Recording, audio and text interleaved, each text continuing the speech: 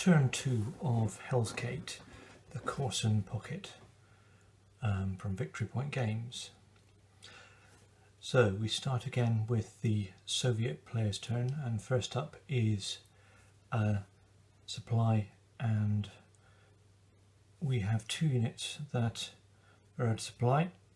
Both the tank cores are cut off by either German units or their zones of control from their supply sources.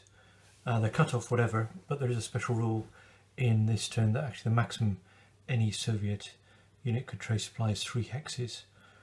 Don't think that's likely to ever be a problem, but that's one thing. There is, however, it's like normally the effective supply is that you can only move 1 hex maximum, and also you have a double negative shift in combat. But because I suppose at this stage people still had substantial supplies built up, this turn there's only a 1 negative shift for being out of supply. There's also another special rule that Germans are not allowed to enter Tikhonovka, or something like that, because there's actually a pocket of Russians still holding out there from a previous attack. So that, you got a little marker there just to remember.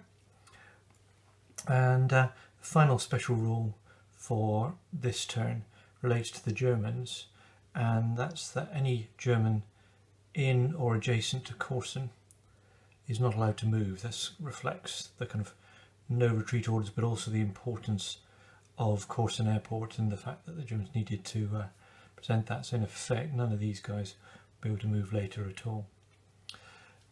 This turn starts with the end of this phase starts with more reinforcements arriving on the second Ukrainian front for Konev. We've got another tank corps and another strong infantry corps, and also a cavalry.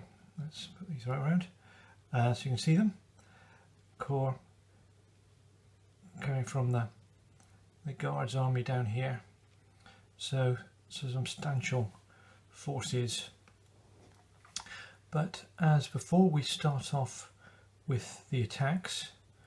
There's not really any, well, the only potential for attack down the bottom here is going to be on this hex here. So let's just have a look at that. That would be again 2 tripled, make 6 plus 4 is 10. 10 to 5 is a 2 to 1. 2 to 1, I won't make it an all out, just need to try and chip away at the Germans here. So they need a 5 or a 6 to have any effect. They got a 6. Interesting choice here for the Germans. If they were to retreat, they give up the supply hex, and also it puts everybody out of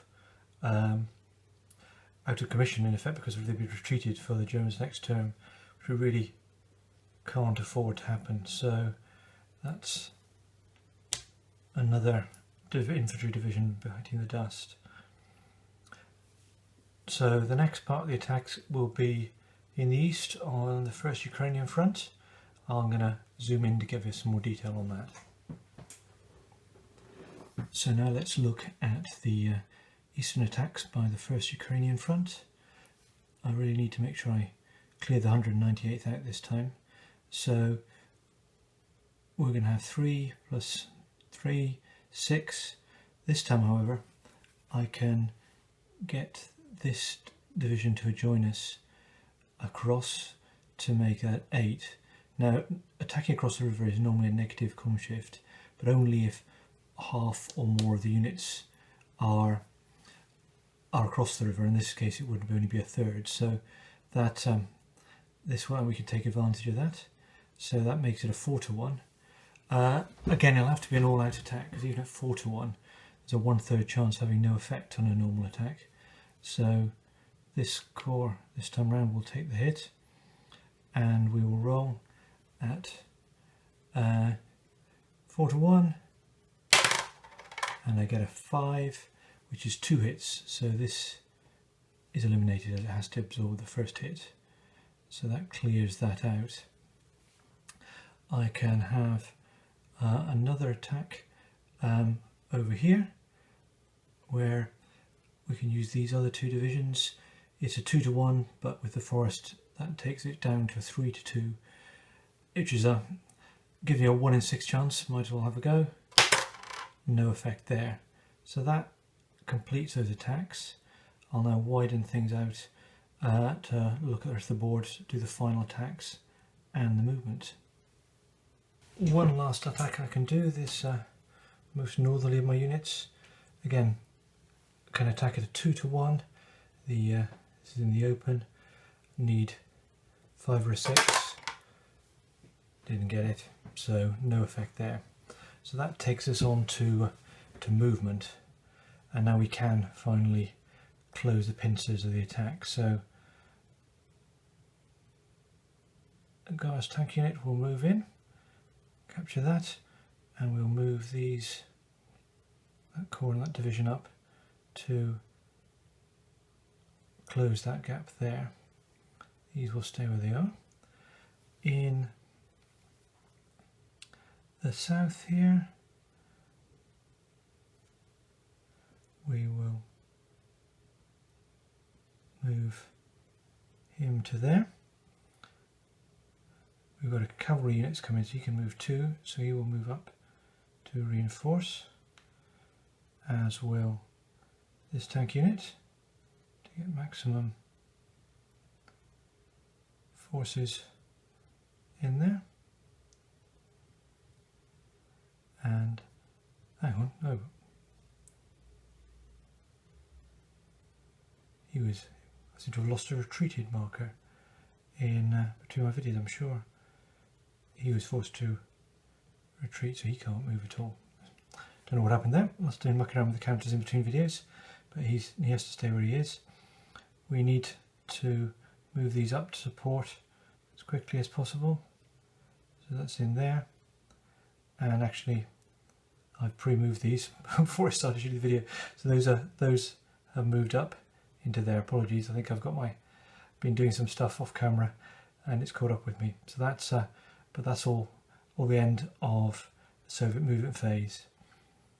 Now I can take the retreating marker off. The out supply stay on until my next turn, so I'll still suffer some negative effects from the attacks there. But it's on to the German part of the turn. First up is the supply determination, and the, as I said before, the pincers have closed now, so we actually have everybody in the pocket blocked off by the units or zones of control. So all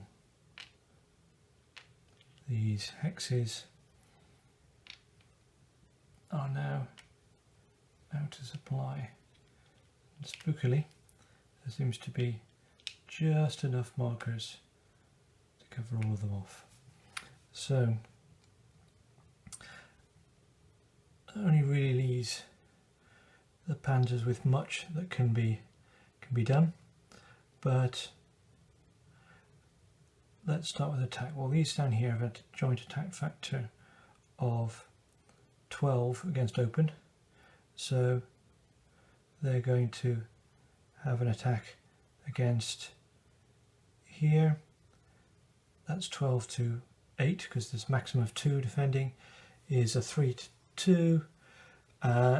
It won't do an all out, so it's really just hoping to get a 6, get a hit, cause a nuisance, or either maybe force them to retreat. I've got a 5, so no effect. More importantly here, we've got 9 to 2, so 4 to 1, and it's actually made worse because he's out of supply, so that's a shift in the attacker's favour to 5 to 1. Again, I won't make this an all out attack, so I need 4 or better, oh sorry, 3 or better to force him back. I get a 6, so that's, hang on, yeah, that's so I'll just check out 9 to 2 is 4 to 1, made up to 5 to 1, but that's the same column. So he's going to have to retreat. He can't retreat to there because it's enemy zone of control, so he will have to retreat to there, which opens up some opportunities for the Germans now to break through and form a supply line again. So at the rest of it, we've got these guys here who could potentially attack. He's armour, so it's doubled into woods. That's 2, 5, 7 to 7 to 3. So we're at 2 to 1. The river doesn't go into play because there's only one attacking across there, so it stays at 2 to 1. The woods make it a 3 to 2, and then unfortunately because these are out of supply and get shift down, it's a 1 to 1. So unless I make it an all-out attack, which I'm not going to do, I could have no effect. So actually nothing doing there. So that really calls a halt to the German combat, and I suppose shows you the difficulty these units are going to have in making any kind of meaningful attacks. So what not to do for movement? Well, actually I should have popped him in on there. That'd been a 14 to 8. That still wouldn't have made any difference on the attacks, but we've now got a unit here, but we need to move up, and we need to try and create some supply lines. So into the breach is going to go the 11th, and then the 14th is going to move up to support him. I'm going to keep the 3rd down here to give me some protection. Similarly, I'll keep the 34th up here. None of these can move, but I think I've got some opportunity to consolidate. But do I really want to do that? Probably the only thing that makes sense is to actually move these closer.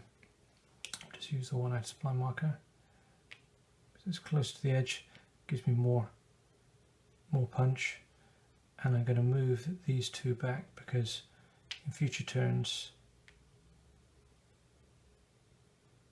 these hexes will minimise the effective supply. So that still keeps my pocket reasonably wide, but gives me a little bit more protection against attacks there by doubling up. So that completes the Germans movement. German recovery, we didn't have any arrows, any retreat arrows to remove. So now we're on to what is quite a critical roll. Starting from this point onwards, we roll for the weather. Basically on a 1 or a 2, we get mud, and mud means everybody moves 1, and there's a negative column shift on all attacks, so everything gets slower and less effective. And if you get this early in the game, it really can bog things down. In reality, it suddenly kicked in pretty quickly, and it got worse and worse. It was a very early spring, although it then got colder I think after this. Let's have a look. A 2. We're mud from next time onwards, so it's going to be a slog, but that completes the end of turn 2. And I'll now have a look and see what we do for the Russians in turn 3. Turn 3 of Hell's Gate, and it's the Soviet player turn. One thing I need to remember in this turn, and for every more because I'm always forgetting it, is we've now got mud. So that's a negative shift on every attack. But let's first do the supply and reinforcement phase. These 2 corps are now back in supply. No reinforcements for the Soviets this turn. So we've got one critical attack to make. There's a number of others, but the most critical thing is to try and dislodge the 11th Panzer here. If he stays there and he stays there, then we can, everything else will be in supply. So actually there is a choice. There's the 11th or the 14th that we need to attack, and I suppose the 14th is slightly more vulnerable. And and in fact that's probably the best place to go. So we're going to launch 5th Guards Cavalry and the 20th Tank Corps at the 14th Panzer. That gives me 6, 9 to 2, 4 to 1. 4 to 1. I'm going to need to make this an all-out to guarantee at least a hit, if not more, on the Panzer Division. So flip that across, 4 to 1. So everything will be at least one hit, ideally for the Russians. Done it straight away. 4 to 1, but it's actually 3 to 1 because of the mud. 1 negative shift. So 3 to 1, even more important that I get use an all out. I just don't want a 1 if I'm the Germans, or if I'm the Soviets. I do if I'm the Germans, but it's a 5. 5 3 it's 2. So I've got to take the first hit and I've got to retreat, and the only option I've got is to retreat to there. So that breaks things open again, and I may be a bit foolhardy with my 11th Panzer. Let's see how that pans out. Other attacks to do. In the east I need to attack down here. I'll bring these 2 rifle corps and the 2 4 strength Guards rifle corps against this. 8, 6, 14 to 4 is a 3 to 1. It's mud, so it's a 2 to 1. I'm not going to make this an all out. Just need to see what if I can keep chipping away down here. And a 5. So again, doing well. Germans are going to have to take that hit to preserve their supply source. So that's those here. Working my way around because of the river and the woods. Even with the outer supply effects on here, these are too weak to do anything. But this guy over here, he's just a brigade or a regiment. Once it's a 2 to 1, it will be down to 3 to 2 because of the mud, but he's out of supply, so it's a negative shift. Actually, though he's not in courses, actually it is a double negative there. So let's start again. Basic 2 to 1, mud makes it a 3 to 2, but then out of supply bumps it back up from 2 to 1 to 3 to 1. So I've got a 3 to 1 attack on here. So as it can't be all out, I need a 4, 5 or 6. I get a 1, no effect. And the final attack I'm going to do is these on here. It's a 2 to 1, but because of the mud, it's 3 to 2. Needed a 6, but I might as well keep attacking if I can. It's a 4, no effect. So that's the end of the Soviet attacks. Actually, I realised I probably didn't properly explain some of the special rules for this turn. Key is anybody in or around Korsun can't move again. But now for the rest of the game, anybody in these 3 hexes, Korsun, Shenderovka or Yanovka, they only have a -1 out supply effect, not a -2. That's why that was a -2 on that one there. So that's all the attacks that I can do. Well, actually, let's just have a think. I've got these on here, so these are not in the Magic 3. So all 3 can defend. 1, so that's 6. I have 3 6s are 1 to 1. It will be less than a 1 to 1 because of the woods, but then I'm forgetting. He's only doubled into a wood, so it's only 2, 4, 5. That's not going to work, so leave that one alone. So that's the end of the attacks. On to movement, and so we need to get some movement up here to support the units as we move up. So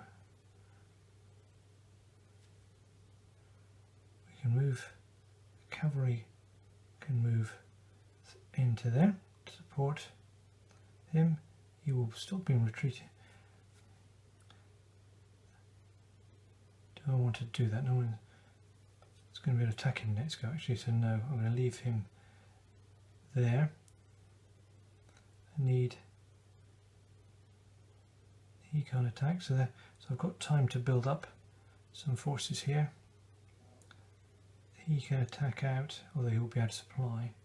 So these guys definitely need to move up. We will move both of these guards corps up to support that. And again, these will all move up. Now you might say, I'm leaving all these supply centres open, but the reality is you only get any point if you've got an in-supply unit in an enemy supply source by the end of the game. The chances of the Germans having any in-supply units and any of these later ones means that charging off into there is just kind of a recipe for being eliminated at the end. So the Soviets don't really have to worry about that too much, as long as they don't get completely cut off, but that's not really going to be a case. I also realised I almost tried to move him too. He can't move too because it's mud, good old mud. So we can only move one anyway. So things are going to slow down. So I think that makes sense here. I think we're going to.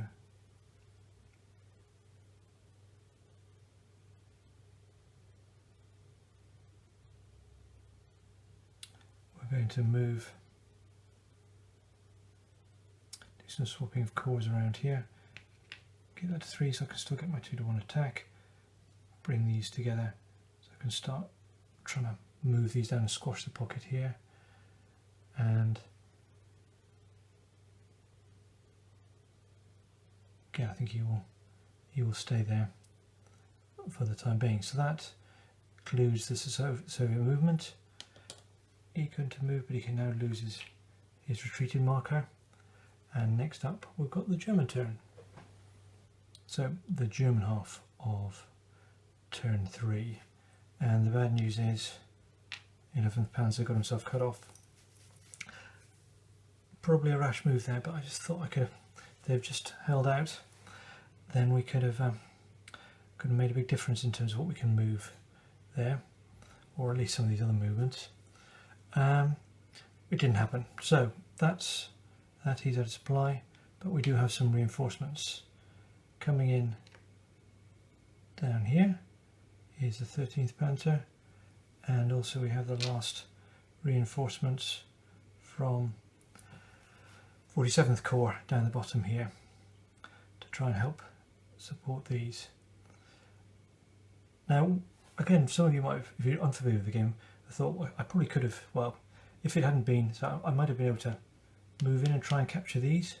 Well, one, it's a bit early, particularly with all these Panzer divisions storming down, but also next turn the Germans have this potential of the 24th Panzer Division, which was pulled all the way up from the south by von Manstein and the rest of Army Group South, but because Hitler suddenly thought there was a more greater danger to the south, it actually got sent back. So unless the Russians have actually got to this A file, he won't turn up at all. So it makes sense as a Russian player not to get there. You don't want another big Panzer division turning up when you don't need it. I think the reality is the 24th marched up slowly, marched back slowly, and really had no effect on either battle that it was destined for over that time. So that was an aside on what do the Germans do for their attack. Right, well, we absolutely need to see if we can do something about the 5th Guards.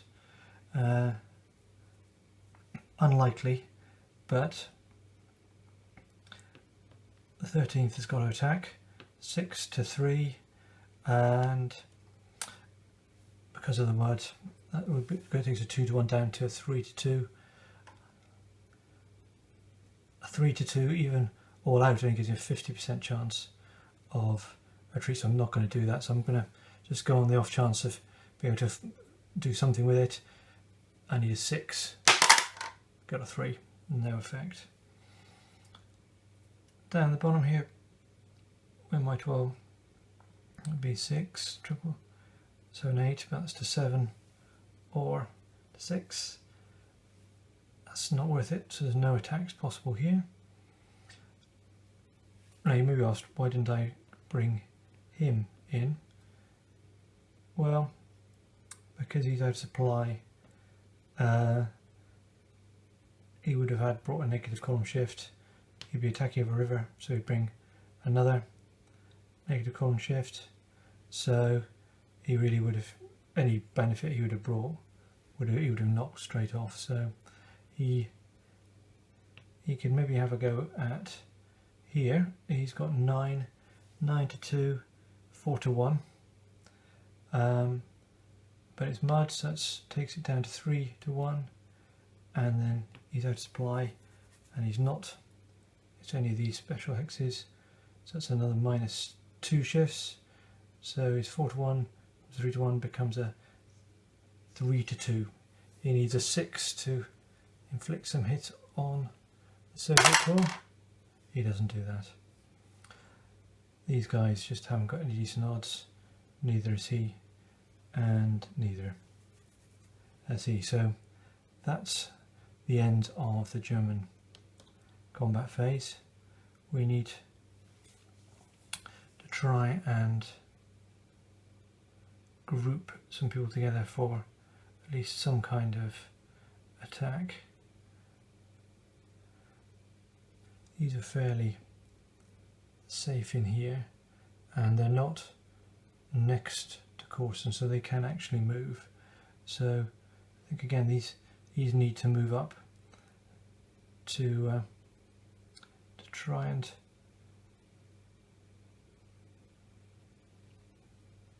support the third, because if they can break out together, it's quite a powerful force. So they're going to move to there.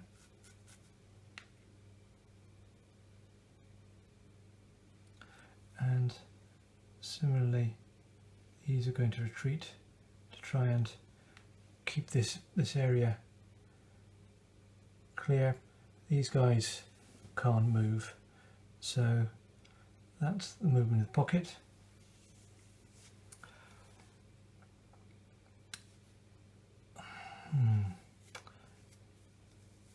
This is difficult because I'd ideally want to move the Panzer Division up to increase the attack on the guards here, but he's going to be very vulnerable to attacks from here. I think I may have to give up this supply source to be able to put some